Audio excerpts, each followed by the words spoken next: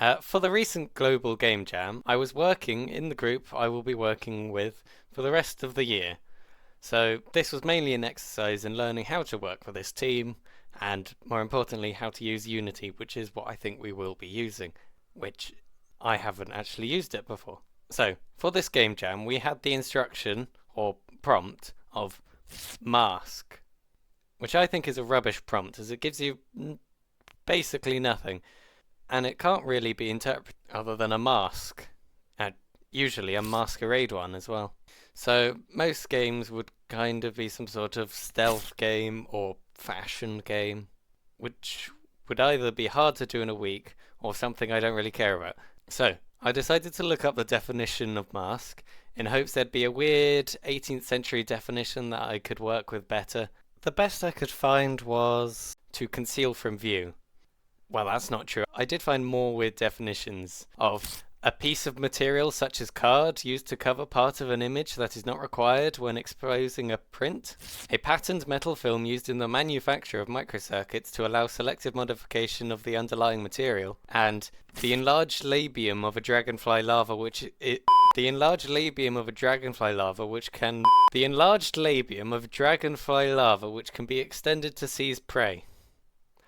If you can think of an idea for a game based on those definitions, I will applaud you. Although, if your game includes an enlarged labium, it should probably see a doctor. But the definition of conceal from view was good enough to give me an idea. Now, I don't know how I got to this idea. It seemingly came as a package, but I'm going to make up a train of logic just to help explain the idea. So, covering things. What do you cover? Well, crimes.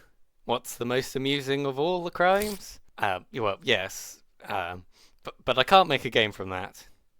Yes, the unlawful premeditated killing of one human being by another. How do you go about covering up a murder? Well, you destroy the body, of course. This, of course, leads me to the main parent inspiration of this game, unpacking. Unpacking is a cozy game. You are given 2 walls and a floor of an isometric room, and a bunch of boxes full of books and clothes and vibrators, probably. I haven't played it. What if, instead of lovely artworks, it was a piece of a corpse that you just murdered, and you have to stash it in cupboards? Now, unpacking is a cozy game, so it doesn't have any rushing or stakes, but murder does have stakes.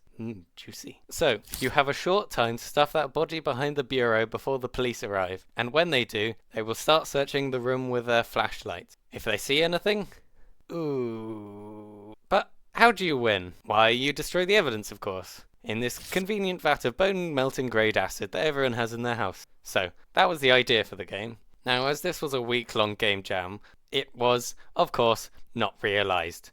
At least completely. So, for this devlog, let me go through that. For the art, I had little to do with it, beside the fact that, as I effectively came up with the idea for the game and was the sort of overall designer, I was effectively made the de facto producer. So for our Wednesday meetup, I got to inspect the artist's work and go, hey, put a shelf there, which was fun.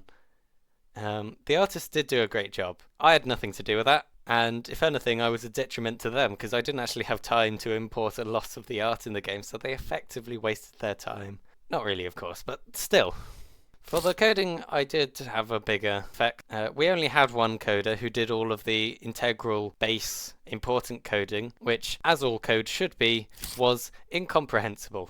Especially seeing as he used ray tracing, and also seeing as I don't know C Octothorpe. That's why it's called, definitely. So what I did was mostly little side things, not of any major consequences. It was more about learning C hashtag. I am now more confident and familiar with that. I did all the sound design, not that there's much or that it's particularly good. The game would need some background music, but I think I did a relatively good job at creating an ambience. I trawled through a bunch of free stock audio sites for the actual audio. So for the start, there are quiet sirens in the background, and there are police light flashes, which I did myself. As you pick up the body parts, you hear the lovely squelch of flesh as the sirens get louder and louder, until the hiff. Also, there's a sound for when you're destroying items, and a legally distinct sound when you're detected.